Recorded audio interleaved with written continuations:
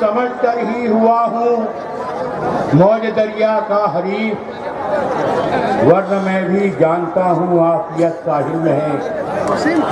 काबिल एहतराम मध्य प्रदेश के साबिक चीफ मिनिस्टर मोहतरम मकाम दिग्विजय सिंह जी साहब, हमारे लाडले प्रत्याशी लाडले उम्मीदवार सुरेंद्र सिंह सेना साहब, सम्मानित मंच, नौजवान बुजुर्गों और साथियों, नौजवान साथियों और बुजुर्गों, मैंने आज कांग्रेस की मेंबरशिप इख्तियार कर ली है।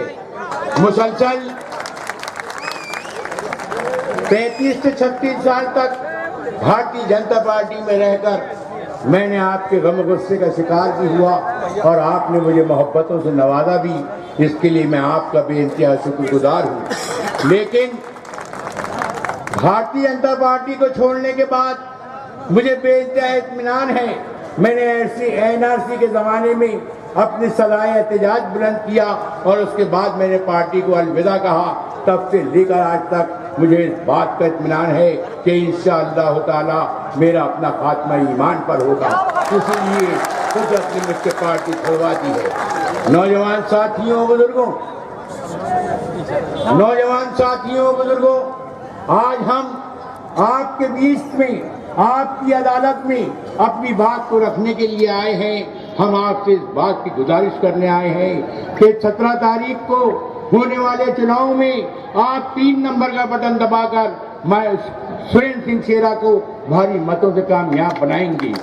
नौजवान साथियों, चूंकि हमारा अपना ताल्लुक पावरलूम बुनकर बिरादरी से है और आज हमारे बीच में वो शख्सियत मौजूद है जिसको हम दिग्विजय सिंह के नाम से जानते हैं। मैं आपको माजी में ले जाते हुए इस बात को याद दिलाना चाहता हूं कि हम पावरलूम के मामले में जबरदस्त एजिटेशन करते थे, 10-10, 20-20 दिन। आज हम वो भूख हड़ताल होती थी और संघर्ष करते थे। उस वक्त मिनिस्टर हमारे अपने बुरहानपुर से तनवंत सिंह कीर थे और बिजली के बिल बहुत ज्यादा बढ़े हुए थे।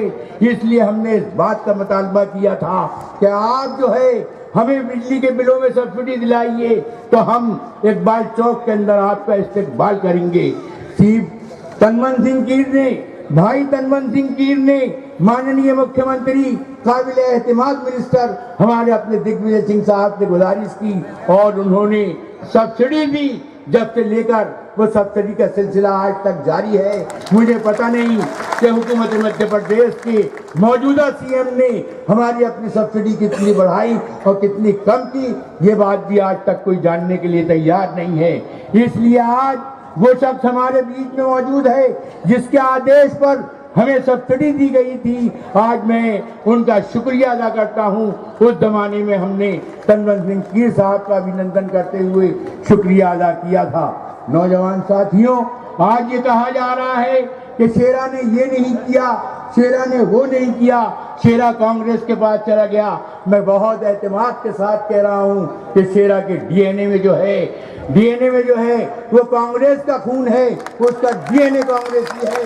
लेकिन एक बात ये कहना चाहूंगा कि आज जब काजी हमीद साहब को टिकट दिया गया था और कुछ मजबूरियों के तहत उन्होंने टिकट वापस कर दिया, तो उस वक्त काजी साहब अगर फैसला कर लेते कि किसी मुसलमान को अपना नुमाइंदा बनाएंगे, तो शायद आज ये सियासी लुटेरे जो कांग्रेस छोड़कर मिल्लत की चादर ओढ़कर हमारे आपके जज्बात से खेल रहे हैं, इन्हें ये मौका नहीं मिलता। नौजवान साथियों, उस जमाने में भी टिकट सुरेंद्र सिंह शेरा का हो चुका था।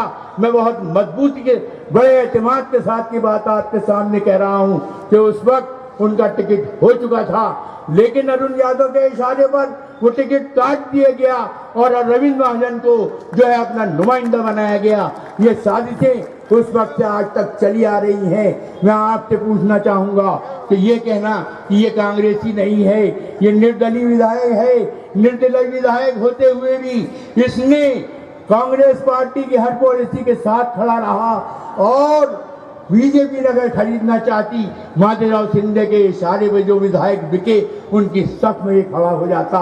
लेकिन मैं कहना चाहूंगा कि शेरा अपने कदम से डगमगाया नहीं, वो कांग्रेस की हिमायत में खड़ा रहा। और मुझे इस फैसले पर किसी शायर का बड़ा मशहूर शेर याद आ रहा है कि खरीदते तो खरीदार खुद ही बिक जाते, तपे हुए खरे सोने का भाव ऐसा था।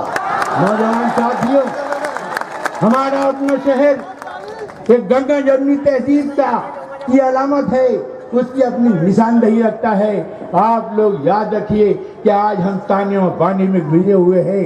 आज हमारा अपना शहर हिंदू मुस्लिम इत्तेहाद की एक मिसाल है मध्य प्रदेश के अंदर, और हमारे अपने जज्बात से खेलते हुए, हमारे अपने उन नौजवानों के जज्बात से खेलने की जो कोशिश की जा रही है, ये इंतहाई गलत रास्ते पर उनको डाला जा रहा है। आज भारतीय जनता पार्टी की हुकूमत ने फिरका परस्ती को इतनी ताकत दी है कि एक मुस्लिम नौजवान एक हिंदू नौजवान से दोस्ती करने से दूर भाग रहा है। एक फासले बढ़ चुके हैं, और इन फासलों को कम करने के लिए अगर हमारे अपने बीच में कोई है तो वो सिर्फ कांग्रेस पार्टी है। मैंने कांग्रेस पार्टी इसलिए ज्वाइन की, ताजमहल ने कांग्रेस पार्टी इसलिए ज्वाइन की है कि हिंदुस्तान का वो नौजवान जिसको पप्पू कहा जाता था, उसने हिंदू और मुसलमानों के इत्तेहाद के लिए, और उसने पूरे हिंदुस्तान के मुसलमानों और हिंदुओं को एक साथ जोड़ने के लिए भारत जोड़ो यात्रा निकाली। और भारत जोड़ो यात्रा में जो कुछ नतीजे निकले वो आपके सामने है। हिंदुस्तान की वो तमाम सियासी जमातें जो कांग्रेस पार्टी पर बबांगे दोहल हमला करती थी, आज वो भी राहुल गांधी के इस रवैये की वजह से खामोश होते हुए उसका तायद में आज उसका साथ देने के लिए खड़े हुए हैं। आज हिंदुस्तान के अंदर तमाम सियासी पार्टियां मुत्तहिद होकर राहुल गांधी के साथ इस बात का अहद कर चुकी हैं कि आइंदा आने वाले 2024 के चुनाव में हम कांग्रेस पार्टी के वजीर आजम नरेंद्र मोदी को शिकस्त फास्ट दो चार करेंगे, और मुस्तकबिल करीब में जो अपना चुनाव विधानसभाओं का होने जा रहा है, इसमें भी आप यकीन जानिए कि राजस्थान क्या, मध्य प्रदेश क्या, छत्तीसगढ़ क्या, तेलंगाना क्या, इन तमाम सूबों में भी राहुल गांधी की क़यादत में कांग्रेस के अंदर एक जबरदस्त इनकलाब आने वाला है। और 3 दिसंबर को निकलने वाले नतीजों में इंशाअल्लाह ताला आप खुशी का परचम लहराते हुए मध्य प्रदेश में कांग्रेस की हुकूमत देखेंगे। नौजवान साथियों, वक्त ज़्यादा बोलने वाले लोग बहुत हैं और वक्त बहुत ज़्यादा है, वक्त बहुत कम है, इसलिए मैं अपनी बात को कल मंडी इकबाल चौक के अंदर तफसील के साथ रखूंगा। आज सिर्फ इतना कहना चाहूँगा,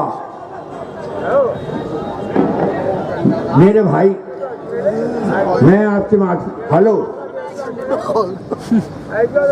वक्त की कमी को सामने रखते हुए और मेरे अपने साथियों को बोलने का मौका देना जरूरी है, क्योंकि राजा साहब के सामने हर आदमी ये चाहेगा कि वो बुरहानपुर में जो बोलने वाले लोग हैं वो इसकी नुमाइंदगी करते हुए ये बताएं कि हम भी बोलना जानते हैं। आपके बच्चे आप बड़े हो गए हैं और इंशाअल्लाह ताला वो आने वाले कल में मजबूती के साथ जो है हर दिफा करने के लिए तैयार हो चुके हैं। उन्हें भी इस बात का मुजाहरा करने दीजिए। आइए, आप अहद कीजिए। यकीनन मेरी अपनी बात पर आपसे मैं गुजारिश कर रहा हूँ कि मेरी अपनी आवाज़ पे लब्बैक कहिए। मैंने आवाज़ तुम्हें दी है बड़े नाज के साथ, तुम भी आवाज़ मिला दो मेरी आवाज़ के साथ। ये कहते हुए मैं ये गुजारिश कर रहा हूँ कि आप 17 तारीख को सुरेंद्र सिंह शेरा के 3 नंबर के बटन पर मोहर लगाते हुए उसे कामयाबी से हमकिनार करेंगे, उसी तरह जैसे आपने पहले किया था। नौजवान साथियों, आज इसे निर्दलीय विधायक कहा जा रहा है, उस वक्त भी इसकी गैर से मदद हुई थी और ये आसिफा की क्रांति थी। आसिफा कांड का मामला था जिसने आप मुसलमानों को मुत्तहिद करते हुए शेरा के पंजे के तले खड़ा कर दिया, शेरा के साथ आपको खड़ा कर दिया था और आपने उस ट्रैक्टर को जो है वहाँ पर विधानसभा में भिजाया था। आज तो हाथ का पंजा है जो पूरे हिंदुस्तान के अंदर चमक रहा है। मेरी पतवार के अजमत से दुनिया खूब वाकिफ है, तमाशे के निशान हैं आज भी लोग सारे तूफा पर। ये कहते हुए मैं आपसे फिर गुजारिश कर रहा हूँ कि आप 3 नंबर का बटन दबाते हुए 17 तारीख को सुरेंद्र सिंह शेरा को ज़्यादा से ज़्यादा मतों से कामयाब बनाएंगे। अंदाज़े बयां घर से बहुत शौक नहीं है, शायद कि उतर जाए तेरे दिल में मेरी बात।